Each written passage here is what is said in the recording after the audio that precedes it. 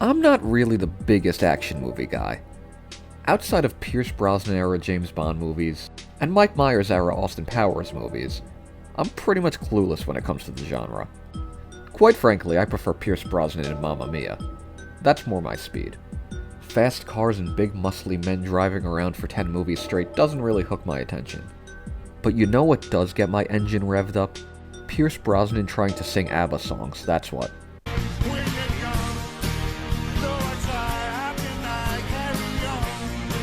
No, but honestly, who thought that was a good idea?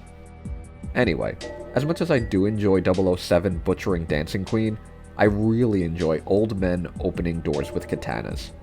And thanks to Yuto Suzuki and his series Sakamoto Days, I get just that.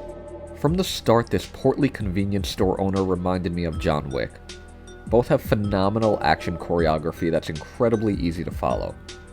I mean, I love Batman Begins, but I don't have a clue what's going on in this movie. John Wick, though? Bam. Easy. Weird guy from Game of Thrones is kidnapping a puppy out of spite. Clear as day.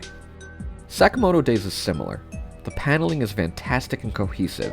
No image feels wasted. I sat through the whole camp arc of My Hero Academia and hated it because, quite frankly, I didn't actually know what was happening. That could very well be because I am an idiot incapable of following a series aimed at Japanese teenagers, but there's something to be said about the clean, easy-to-follow simplicity of the scenes in Sakamoto Days. And that fun, fast-paced action started from the first chapter onward, and immediately hit with the John Wick vibes. It's violent and bloody, and yet hilarious? It's so over the top and unfathomable in its fights that you just have to laugh. That's the beauty of both of these series. They balance such impressive action sequences with the ability to just have fun. And in a media that takes itself way too seriously these days, doing fun and doing it well is something to be proud of. Both of these series go beyond just being action. They lean into the ridiculousness of the genre. I don't really want to use the word parody, because I feel that doesn't do these two pieces justice.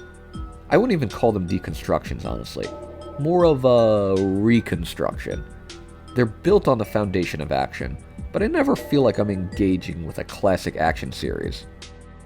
I could be wrong on this whole thing in general. Maybe I shouldn't be laughing throughout John Wick.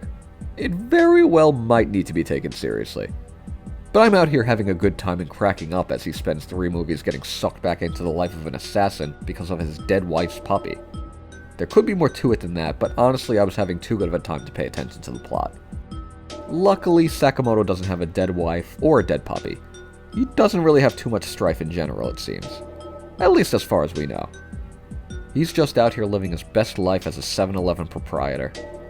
I mean, okay, assassins are constantly trying to kill him and mess up his pursuit of being a slice of life series, but other than that, he hasn't made.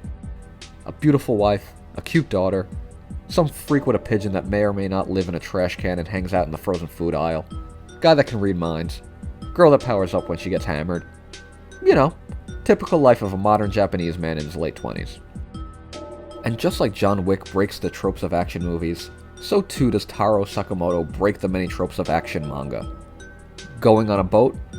Damn, if manga has taught me anything, it's that this boat arc is probably going to last until long after I'm dead. Oh wait, it's over in a chapter, and Sakamoto enjoyed a wholesome date with his fine-ass wife. Even more hilarious than throwing a quick boat arc in, though, is the fact that we're over a year into this series, and we're now getting an entrance exam arc. This 27-year-old father is starring in an entrance exam arc, fighting off a Walmart brand JoJo's Bizarre Adventure looking villain on a plane, just to get himself into assassin school. Keanu Reeves wishes he could be on this level. Actually, that gives me an idea. Sakamoto Days is destined to receive an anime adaptation. It's just too good. And who better to voice Taro Sakamoto than, you guessed it, Pierce Brosnan.